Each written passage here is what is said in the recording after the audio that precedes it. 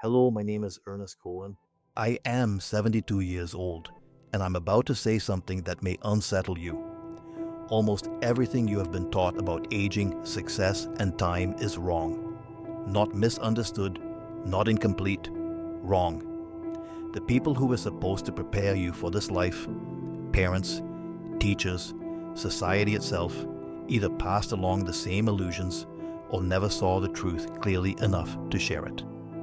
I know because I believed those same illusions for more than 5 decades. I was convinced I understood how life worked. I built the career I was told to build. I bought the house I was supposed to want. I earned the respect that was meant to signal success. Then, at 52 years old, something happened that cracked that entire story open and forced me to confront how little I actually understood. What I have learned in the 21 years since has reshaped how I see living, dying, and everything in between. I am not sharing this to sound wise or to leave behind some polished legacy. I am sharing it because time has made something painfully clear to me, and you deserve to hear it while it can still change something for you. At 52, I experienced what doctors politely called a cardiac event. That phrase disguises the reality. My heart failed while I was sitting in a conference room discussing numbers that no longer mean anything to me. The room tilted, the edges went dark, and the next moment I remember was waking up in a hospital bed, wires and tubes attached to my body, my wife sitting nearby trying not to fall apart.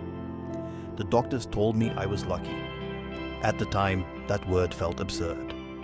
I had just faced the possibility that my life could end without warning. But lying there, stripped of distractions, I began to understand what they meant. That moment gave me something most people never receive until it is too late. A pause long enough to see my life clearly. What I saw frightened me. I had not been living deliberately. I had been performing a routine. Wake up, work, achieve, repeat. I chased milestones without questioning whether they belonged to me or were simply handed to me by expectation. And the realization that shook me most was this: if I had died that day, my life would have left behind little more than possessions and titles. A house someone else would sell, accounts that would eventually be spent, achievements that would fade from memory far sooner than I like to admit. That was when the most dangerous lie revealed itself, the one nearly everyone believes without challenge. The belief that there is time. Time to fix things later. Time to live fully later. Time to become who you want to be later. I spent decades telling myself the same stories I now hear everywhere. Happiness will come after the next promotion. Peace will arrive once the bills are easier. Fulfillment will begin when the kids are grown, when retirement finally frees up the calendar, when the right conditions appear.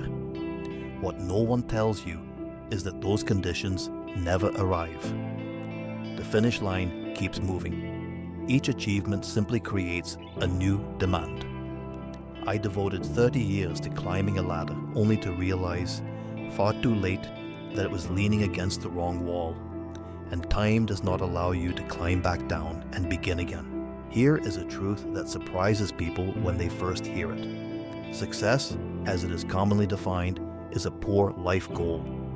I reached everything I set out to reach: status, income, recognition. Each accomplishment brought a brief rush, followed quickly by emptiness and the pressure to pursue the next one. It was a cycle without satisfaction. A friend of mine learned this lesson in the cruelest way. He worked relentlessly, building a business that others admired. He postponed rest, postponed family, postponed joy. He planned to slow down later. Later never came. He died at 68. At his funeral, his son stood and said his father was admired by many, but barely known by his own family. That sentence has stayed with me. The regrets that linger are not about failures. They are about absences. The trip I postponed year after year. The relationship I allowed to decay through neglect. The book I always intended to write but never began. The evenings I missed with my children because work demanded more. These omissions grow heavier with time. You feel them when the noise finally quiets. You assume the people you love will always be there. They will not. My father died suddenly when I was 45. We had unresolved distance between us, and I kept assuming we would repair it when life slowed down. It never did. All that remained were the small moments I failed to show up for. There is another illusion that took me years to dismantle, and it hides beneath everything I have said. It is the belief that meaning must be earned through struggle, that a life only counts if it is hard enough, busy enough, or visibly productive enough. I wore exhaustion like a badge of honor. I confused stress with importance. I believed rest was something to be justified, not something to be respected. That belief cost me more than any financial mistake ever did. It cost me health, presence, and a quieter kind of joy that I did not even know how to name back then. We are taught very early that value comes from output, grades, promotions, numbers on a page, applause. Even love is sometimes treated as something to be deserved through performance. If you do well enough, provide enough, sacrifice enough, then you are allowed to feel worthy. That idea seeps so deeply into the bones that most people never question it. They just keep running. I ran for decades, and what no one tells you is that your body keeps a ledger. Every ignored ache, every missed night of rest, every swallowed emotion. Eventually the bill comes due. Mine arrived in a hospital room with fluorescent lights and the sound of machines measuring what I had taken for granted. Afterward, when the pace of my life finally slowed, I noticed how uncomfortable silence felt. Without constant motion, I did not know who I was. Many people avoid slowing down for this exact reason. Stillness forces honesty. It removes the noise that lets you hide from yourself.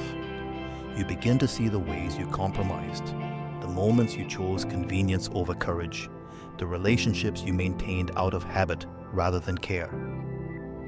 This reckoning is not gentle, but it is necessary.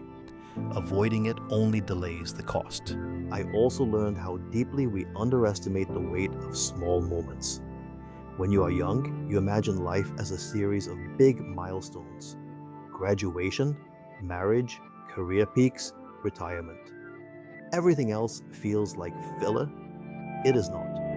The substance of a life is found in ordinary days, shared meals, long conversations that wander nowhere, sitting with someone without needing to fix anything, watching the light change in a familiar room.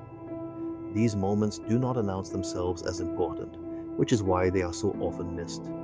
Later, they are the ones you search for in memory. I remember a Tuesday evening from years ago that I barely noticed at the time. My daughter was doing homework at the kitchen table. I was tired, distracted, still half at work in my head. She asked me a question about something small, something that did not matter. I answered quickly, impatiently, and went back to what I was doing. That moment disappeared into the blur of ordinary life. Years later, she told me she remembered that night clearly. Not because of what I said, but because of how absent I felt to her. That realization hurt more than any professional failure ever could. You never know which moments will echo. Another truth that aging reveals is how little control you truly have. You can plan carefully, do everything right, and still lose what matters most to you. Illness arrives, accidents happen, people change, love ends, certainty dissolves. When you are younger, you believe control is something you can achieve with enough effort. With time, you learn it is an illusion. The only real agency you have is how you show up to what unfolds. Clinging to control wastes energy that could be spent on presence. This understanding softened me. I became less rigid, less certain, less interested in being right. I listened more. I apologized more easily. I stopped assuming I understood other people's choices.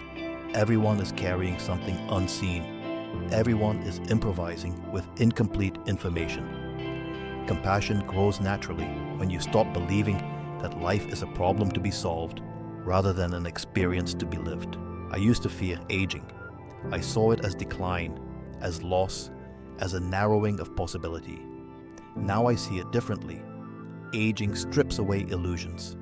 It removes urgency around things that do not matter. It clarifies what does.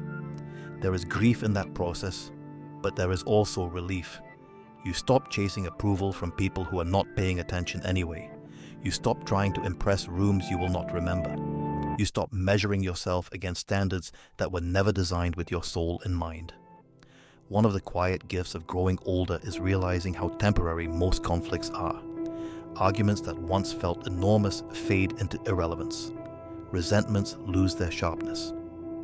You see how much energy was spent defending positions that did not improve your life. Letting go becomes easier, not because you care less, but because you understand the cost of holding on. Peace is not passive. It is chosen again and again. I also want to speak plainly about fear. Fear drives more decisions than people like to admit. Fear of falling behind. Fear of disappointing others. Fear of being judged. Fear of being alone. Fear convinces you to stay in lives that no longer fit. It whispers that change is reckless, that desire is dangerous, that settling is maturity.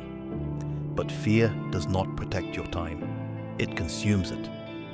Courage, on the other hand, does not guarantee comfort, but it does guarantee honesty.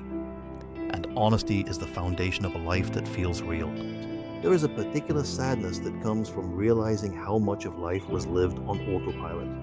Entire years blur together when they are shaped by routine rather than intention. Breaking that pattern does not require dramatic transformation. It begins with attention, paying attention to how you feel when you wake up, to what drains you, to what quietly restores you, to the people after whose company you feel more like yourself. These signals are not subtle, but they are easy to ignore when you are busy performing the life you think you are supposed to want. After my heart attack, I changed course. I stepped back from what drained me. I learned to decline what did not matter. I began saying yes to what I had delayed for decades. In the years since, I have learned far more than I did in the first half of my life. What matters is not complicated. Time with people you love, work that feels meaningful to you, not impressive to others, experiences instead of possessions, attention instead of distraction, presence instead of constant striving. When I was younger, I would have dismissed this as simplistic. Now I understand that simplicity is clarity earned through loss. I have watched many people reach the later years of their lives with full calendars and empty interiors. They did everything right according to the rules they were given. And yet there is a quiet grief beneath the surface, a sense that something essential was missed. That grief is rarely spoken aloud. It is softened with jokes, buried under nostalgia, masked with advice. But it is there. I recognize it because I carried it myself. The most important shift I made after 52 was redefining what a good day meant. It stopped being about productivity and started being about alignment. Did I spend time with people I care about? Did I move my body kindly? Did I engage with something that held my attention fully? Did I speak honestly? Did I notice something beautiful? These are small measures, but they add up to a life that feels inhabited rather than endured.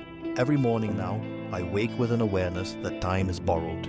This is not morbid, it is grounding. I see it in my grandchildren, the same pressure, the same anxiety, the same belief that happiness waits somewhere in the future. They cannot see the pattern yet because they are inside it. That is why I am speaking now. Because if even one person recognizes these truths early enough to act on them, then this reflection has served its purpose. Time moves whether you acknowledge it or not. The people you love age quietly. Moments pass unnoticed. Opportunities expire without announcement. Waiting feels safe, but it is costly. If I could speak to my younger self, I would tell him to stop performing for approval, to stop trading health for status, to stop delaying joy in exchange for security that never arrives. I would tell him to call more often, travel sooner, create sooner, forgive sooner, and speak love without restraint. I would tell him that permission is not required to live well. I am 73 now. I may have 10 years ahead of me, perhaps fewer, and I am at peace with that. These past 21 years have been the fullest of my life, not because I accumulated more, but because I finally paid attention. I traveled. I deepened relationships. I pursued interests that once seemed impractical. I let go of grudges. I spoke honestly.